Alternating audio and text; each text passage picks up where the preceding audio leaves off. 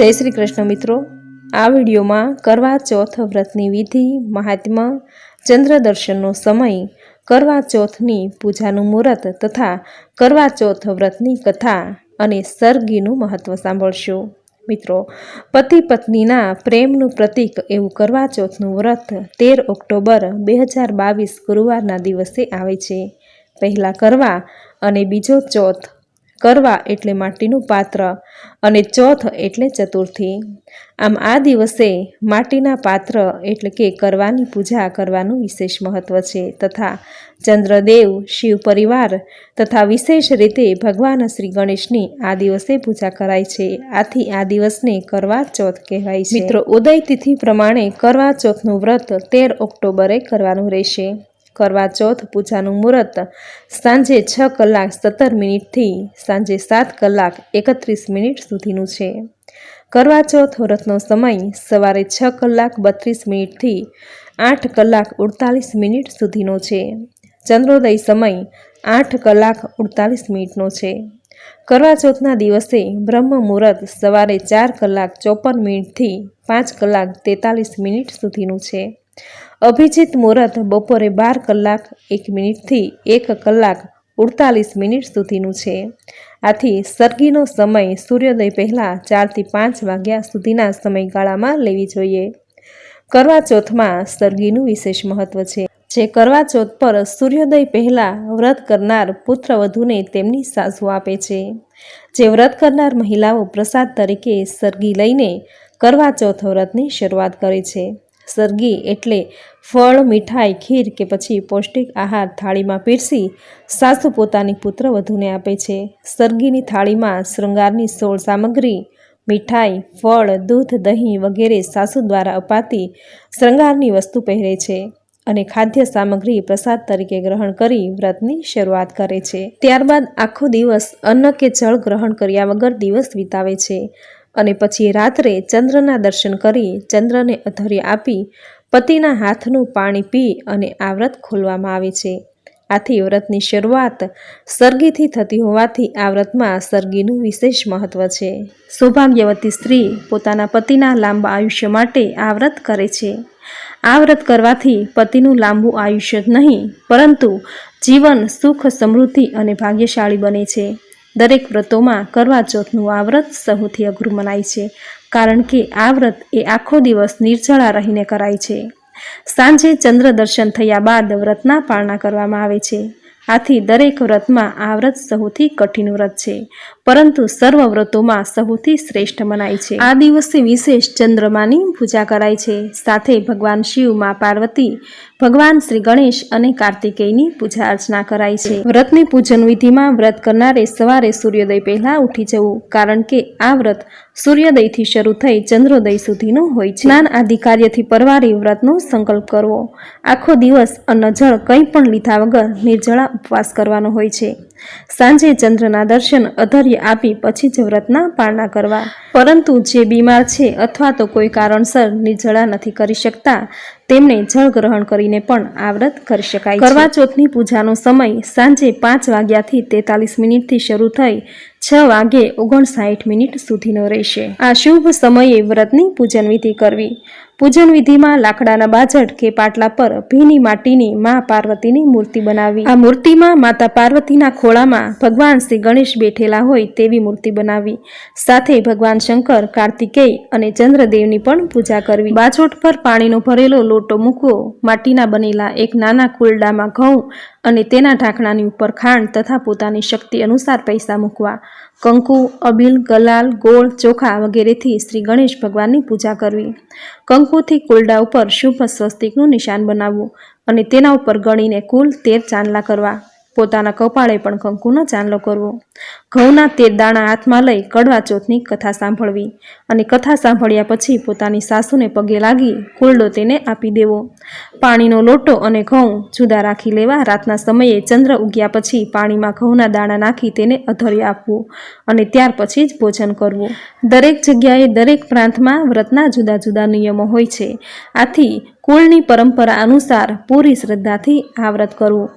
આ વ્રતમાં મહિલાઓને 16 શણગારનું ખૂબ મહત્વ છે. આથી વ્રતની પૂજા સમયે 16 શણગાર કરવા જોઈએ. આ 16 શણગારમાં મહેંદીથી લઈ સુગંધિત અત્તર તેમજ દરેક આભૂષણો પહેરવા. આ રીતે પૂરી શ્રદ્ધા અને ભક્તિથી આ વ્રત કરવું. એક જોડી કપડાં અથવા યથાશક્તિ રોકડ રકમ અને સૌભાગ્યની સામગ્રી જેવી કે કંકુ, બંગડી, અરીસો, કાંસકો આદિ યથાશક્તિ વસ્તુ લઈ પોતાની સાસુ, પોતાની નણંદ અથવા કોઈ પણ સૌભાગ્યવતી સ્ત્રીને આ વસ્તુ અર્પણ કરવી. ચંદ્રોદય થાય એટલે કે ચંદ્ર દેખાવા માંડે ત્યારે ચંદ્રની સામે ચાળણી રાખી એ ચાળણીમાં ચંદ્રના દર્શન કરવા. ચંદ્રદેવને પતિના લાંબા આયુષ્ય અને નિરોગી રહેવાની તેમજ તેમનું લગ્ન જીવન સુખમય પસાર થાય, સંતતિ અને સંપત્તિથી તેમનું જીવન હર્યું ભર્યું રહે તેવી પ્રાર્થના કરવી. આ રીતે ચંદ્રના દર્શન કર્યા બાદ એ જ ચાળણીથી પોતાના પતિના દર્શન કરવા અને પતિના લાંબા આયુષ્ય અને નિરોગી જીવનની કામના કરવી. ત્યારબાદ પતિના હાથે જળ ગ્રહણ કરી વ્રત પૂર્ણ કરવું. આ વ્રત સૂર્યોદયથી ચંદ્રોદય સુધીનું જ હોય છે. આ વ્રતમાં કોઈ જાગરણ કરવાનું હોતું નથી. ચંદ્ર દર્શન થયા બાદ પતિના દર્શન કરી તેમના હાથે જળ ગ્રહણ કરી વ્રતના પાળના કરી શકાય છે. એટલે કે શુદ્ધ અને સાત્વિક ભોજન લઈ શકાય છે. તો મિત્રો, આ હતી વ્રતની વિધિ અને હવે સાંભળશું વ્રતનું મહાત્મ્ય દર્શાવતી કથા વાર્તા. આ કથા વાર્તા સાંભળતી વખતે ઘઉં અથવા ચોખાના 13 દાણા હાથમાં લઈ કથા સાંભળવી. તો વાર્તા શરૂ કરીએ. એક ગામમાં એક શાહુકાર રહેતો હતો. તેને એક પુત્રી અને 7 પુત્રો હતા. કડવા ચોથના દિવસે શાહુકારની પત્ની, પુત્રી અને પુત્રવધુઓ કડવા ચોથનું વ્રત રાખ્યું. રાત્રે જ્યારે શેઠના દીકરાઓ ભોજન કરવા બેઠા ત્યારે તેમણે એમની એકની એક બહેનને પણ ભોજન કરી લેવા માટે કહ્યું, પરંતુ બહેને જમવાની ના પાડી અને કહ્યું કે ભાઈ, હજુ ચંદ્રમાં બહાર નીકળ્યો નથી. તેના આકાશમાં ઉગી જતા હું તેને અધર્ય અર્પણ કરીને પછી જ ભોજન કરીશ. તેથી તેના ભાઈઓએ નગરની બહાર જઈ એક મોટી ચિતા સળગાવી અને આવું કપટ કરીને બહેનને તેનો પ્રકાશ બતાવતા કહ્યું કે બહેન, ચંદ્રમા તો આકાશમાં ઉગી ચૂક્યો છે, તેથી તું તેને અધર્ય આપી અને ભોજન કરી લે. આ સાંભળીને બહેન તેની બીજી 7 ભાભીઓને પણ બોલાવી લાવી અને તેમને કહ્યું કે તમે પણ ચંદ્રને અધર્ય આપીને હવે ભોજન કરી લો. પરંતુ તે બધી પોતાના પતિદેવની ચાલાકીને બહુ સારી રીતે જાણતી હતી. તેથી તેમણે કહ્યું કે નણંદબા, હજુ તો ચંદ્રદેવ આકાશમાં ઉગ્યા જ નથી. આ તો તમારા 7 ભાઈઓએ ચાલાકી કરી અને અગ્નિનો પ્રકાશ કપટથી તમને બતાવી રહ્યા છે.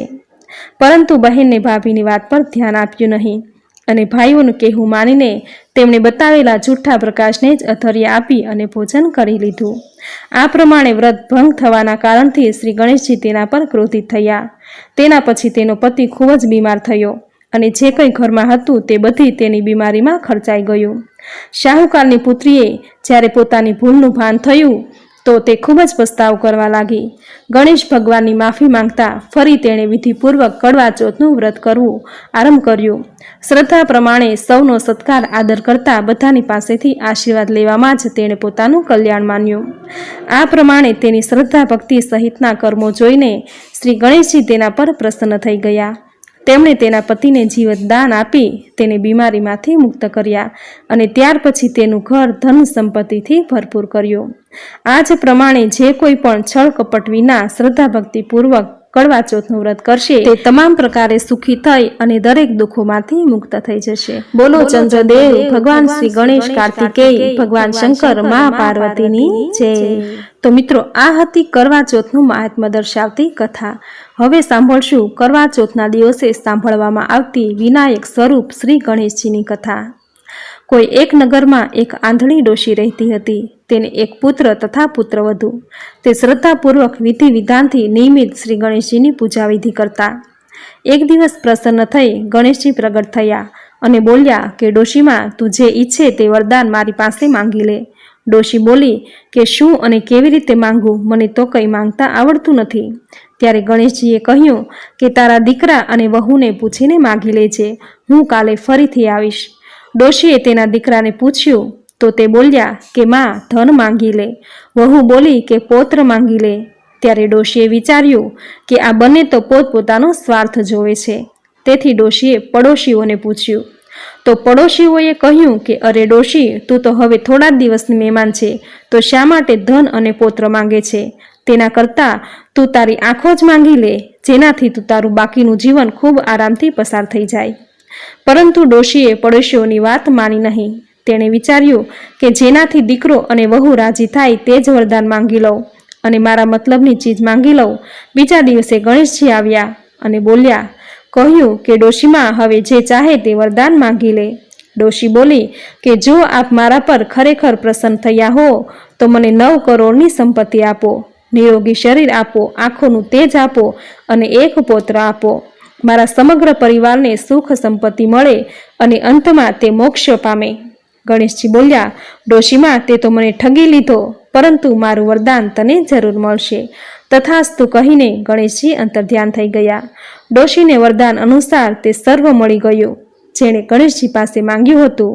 હે સિદ્ધિ વિનાયક ગણેશજી, જેવી રીતે તમે ડોશીને જીવનનું સર્વ કંઈ સુખ આપી દીધું, એવી જ રીતે અમને પણ તે આપવાની કૃપા કરજો. બોલો ભગવાન શ્રી ગણેશની જય. તો મિત્રો, આ હતી કરવા ચોથ વ્રતની વિધિ, મહાત્મ્ય અને આ દિવસે સાંભળવામાં આવતી મહાત્મ્યની કથા. જે કોઈ શ્રદ્ધાપૂર્વક કરવા ચોથનું વ્રત કરશે તેનું સૌભાગ્ય અખંડ રહેશે, તેના ઘરમાં સંતતિ અને સંપત્તિની ખોટ નહીં રહે. આ વ્રત ચોથની તિથિએ આવતું હોવાથી આ દિવસે ભગવાન શ્રી ગણેશની પણ પૂજા અર્ચના કરવામાં આવે છે. સાંજે ચંદ્રોદય થયા બાદ ચંદ્રદેવની પૂજા કરવામાં આવે છે. આથી આ વ્રત ખૂબ જ પ્રભાવશાળી તથા ઉત્તમ ફળદાયી હોય છે. તો મિત્રો, આ વિડીયોમાં તમે પૂરી શ્રદ્ધાથી વ્રતની કથા સાંભળી. જે વ્રત કર્યા જેટલું જ પુણ્ય ફળ તમને જરૂર પ્રાપ્ત થશે. તો મિત્રો, આજના આ વિડીયોમાં કરવા ચોથ વ્રતની વિધિ, મહાત્મ્ય અને કથા વાર્તા જે સાંભળવી તમને જરૂર ગમી હશે. તો વિડીયોને લાઈક કરી કોમેન્ટમાં જય શ્રી ગણેશ, કાર્તિકેય, જય ચંદ્રદેવ, ભગવાન શંકર, માતા પાર્વતી જરૂર લખજો. ચેનલ સબસ્ક્રાઈબ કરી બાજુમાં બેલ આઇકોન જરૂર પ્રેસ કરજો. આવી જ નવી ધાર્મિક માહિતી, નવા ધાર્મિક વિડીયો સાથે, નવી ધાર્મિક કથા સાથે ફરી મળીશું. ત્યાં સુધી આપ સૌને મારા જય શ્રી કૃષ્ણ.